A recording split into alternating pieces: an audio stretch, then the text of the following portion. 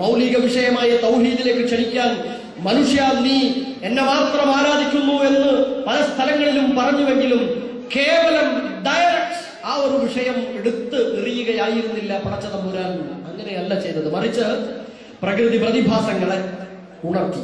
നോക്കൂ നിങ്ങൾ, വിശുദ്ധ ഖുർആനിലെ 35-ാം അധ്യായം സൂറത്ത് ഫാത്തിറിലെ 12-13 വചനങ്ങൾ വളരെ ശ്രദ്ധേയമാണ്. അതിന്റെ ശൈലിയാണ് ഞാൻ പറഞ്ഞത്. വമാ യസ്തവിൽ ബഹ്റാൻ, ഇരു സമുദ്രങ്ങളും ഒരുപോലെയാകുന്നില്ല, കൂടിക്കലരുന്നില്ല. ഹാദാ അദ്ബുൻ ഫുറാത്തുൻ സായിഗുൻ ശറാബു, കുടിക്കാൻ തെളിമയാർന്ന ജലമാണ് ഇതാ ഈ വശത്തുള്ളത്, ഒരു ഭാഗത്തുള്ളത്. വഹാദാ മിൽഹുൻ ഉജാജ്,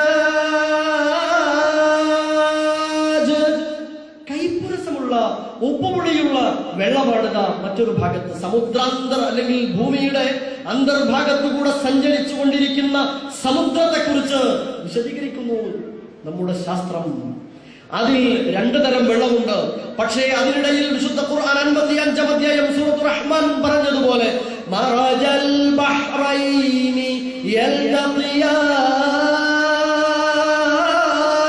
ഇരു സമുദ്രങ്ങളും കൂട്ടിമുട്ടിക്കൊണ്ടിതാ സഞ്ചരിക്കുന്നു. തോളോട് തോള് ചേർന്ന് നിൽക്കുന്നത് പോലെ സ്പർശിച്ചങ്ങനെ ഇരു സമുദ്രങ്ങളും പോകുന്നു. പക്ഷേ ബൈനഹുമാ ബർസഖുൻ ലാ യബ്ഗിയാൻ, ഈ ഇരു സമുദ്രങ്ങളും കലർന്നു പോകാത്ത വിധത്തിലെ ഒരു പ്രത്യേക മറ അതിന്റെ ഇടയ്ക്കുണ്ട് എന്ന് പറയുന്നു. എന്നിട്ടാണ് അള്ളാഹുവിനെ പരിചയപ്പെടുത്തുന്നു.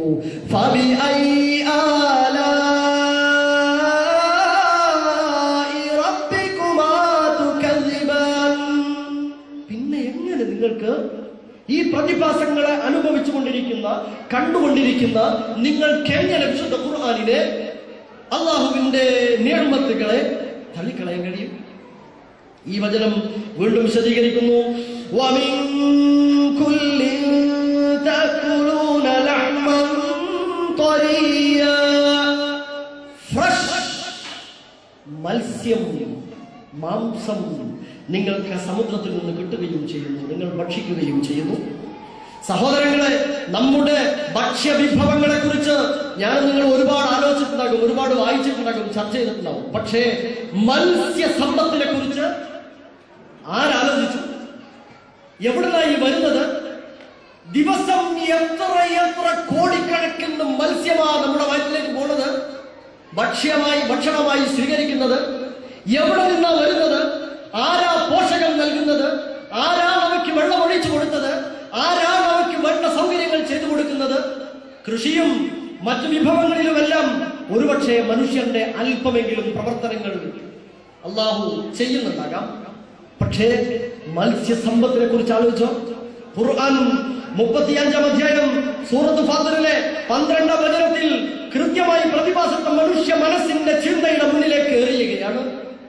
വമിൻ കുല്ലിൻ തഅകുലൂന ലഹ്മൻ ത്വരിയ, മാരകമായ രോഗങ്ങൾ, അല്ലെ, ഹൃദ്രോഗങ്ങൾ പിടിപെട്ട് പ്രയാസപ്പെടുന്ന രോഗികളുടെ മുമ്പിൽ ഭിഷഗ്വരന്മാർക്ക് വൈദ്യശാസ്ത്രത്തിന് പറയാനുള്ളത് നിങ്ങൾ മത്സ്യം ഭക്ഷണത്തിൽ വർദ്ധിപ്പിക്കണം എന്നാണല്ലേ.